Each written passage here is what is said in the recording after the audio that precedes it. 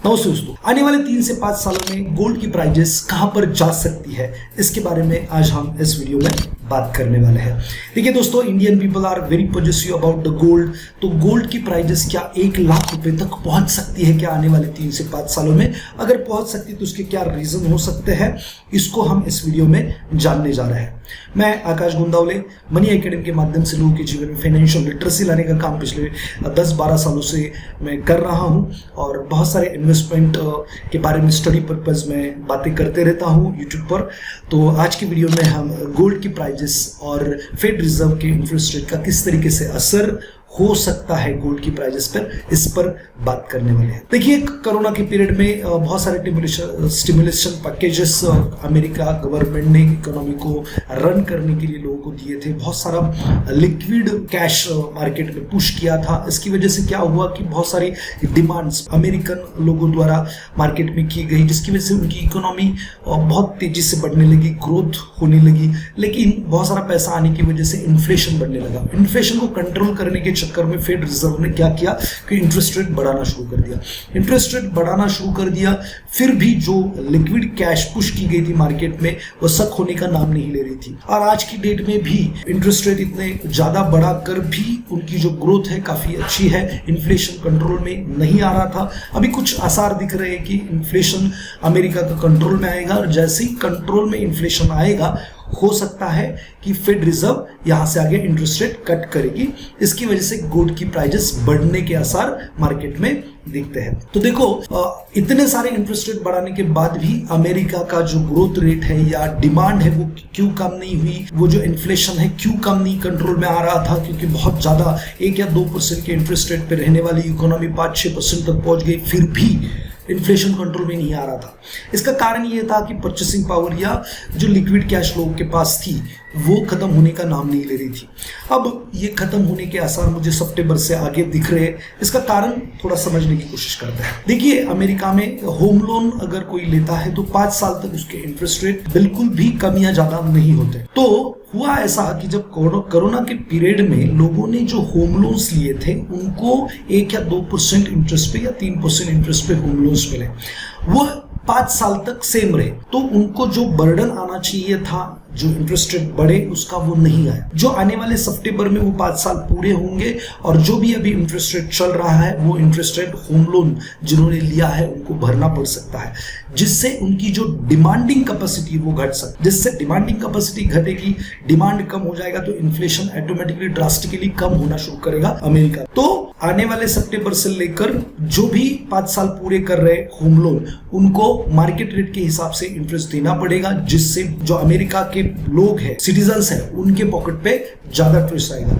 जिससे वो डिमांड जो अदर चीजों की कर रहे थे उसको कम करेंगे। इससे होगा क्या, डिमांड कम होने की वजह से जो इन्फ्लेशन है वो कंट्रोल में आएगा, और जैसे ही इन्फ्लेशन कंट्रोल में आएगा, इसका असर ये होगा कि फेड रिजर्व जो इंटरेस्ट रेट बढ़ा रहा था वो घटाएगा। जब भी फेड रिजर्व्स ने इंटरेस्ट रेट को घटाया है, उसका पॉजिटिव असर ही हमारे गोल्ड पर आज तक देखा गया है। अगर फेड रिजर्व यहां से 3 से 4%, 3% भी इंटरेस्ट रेट घटाता है तो टेंटेटिवली 30% एप्रिसिएशन मुझे यहां से गोल्ड में दिखता है। 30% का अगर एप्रिसिएशन यहां से गोल्ड में दिखता है तो डेफिनेटली क्या हमें गोल्ड में पैसे डालने चाहिए? तो जी हाँ, हमें गोल्ड में पैसे डालनी चाहिए। देखिए, जब भी इंटरेस्ट रेट कम होते हैं, स्लो डाउन की सिचुएशन आ सकती है डिमांड कम होने की वजह से, और स्लो डाउन की सिचुएशन में मार्केट, जो अमेरिका का मार्केट है, शायद लोगों को लगता है कि इतना नहीं बढ़ेगा, तो लोग but obviously safest investment gold की तरफ मूव करते हैं। इसकी वजह से गोल्ड के जो दाम है वो बढ़ने के आसार दिखते हैं। देखिए दोस्तों, मुझे यहाँ से 30% का अगर मैं अप्रिसिएशन पकड़ लूँ और 60,000 का रेट में पकड़ लूँ, तो यहाँ से 20 से 30,000 रुपए गोल्ड आगे बढ़ सकता है, ऐसा मुझे लगता है आने वाले 3 से 5 सालों में। तो डेफिनेटली 1 लाख के आसपास आप गोल्ड जाते हुए आने वाले 3 से 5 सालों में देख सकते हैं। अगर आप इन्वेस्टमेंट करना चाहते हैं गोल्ड में, तो आपको क्या करना चाहिए? तो आपको क्या फिजिकल गोल्ड लेना चाहिए? तो मेरा ये मानना है कि फिजिकल गोल्ड में आपको मेकिंग चार्जेस देने पड़ेंगे। जो भी डिप्रिसिएशन होता है जब आप सोना बेचने जाते हो, वो आपको भरना पड़ेगा, जिससे ये कोई फायदे वाला सौदा नहीं होगा। अगर आप गोल्ड में इन्वेस्टमेंट करना चाहते हैं तो ETF के माध्यम से गोल्ड में पैसा डाल सकते हैं, या सेवरियन बॉन्ड के माध्यम से पैसा डाल सकते हैं, या फिर गोल्ड म्यूचुअल फंड के माध्यम से आप पैसा इसमें डाल सकते हैं। इसमें आपको गोल्ड संभालने की जरूरत नहीं है, गुम होने की जरूरत मतलब टेंशन नहीं है, चोरी होने का टेंशन नहीं है। तो ये सेफ और सिक्योर पेपर्ड गोल्ड का मैं ऑप्शन आपको सजेस्ट कर रहा हूं। तो आप गोल्ड म्यूचुअल फंड में कुछ पैसा जरूर एलोकेट कर सकते हैं।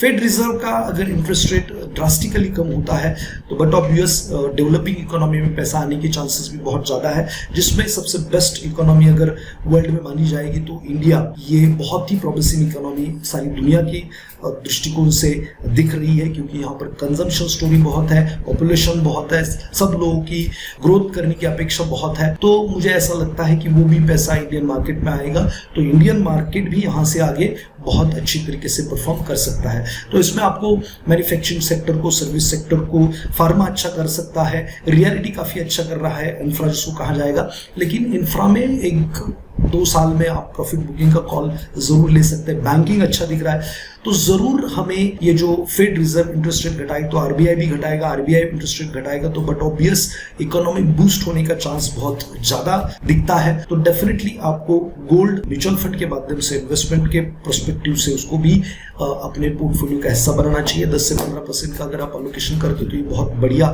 सेफ्टी भी आपके पोर्टफोलियो को देगा। और आप इक्विटी में भी पैसा डाल सकते हैं, आने वाले समय में इक्विटी भी काफी अच्छा करने के आसार दिख रहे हैं।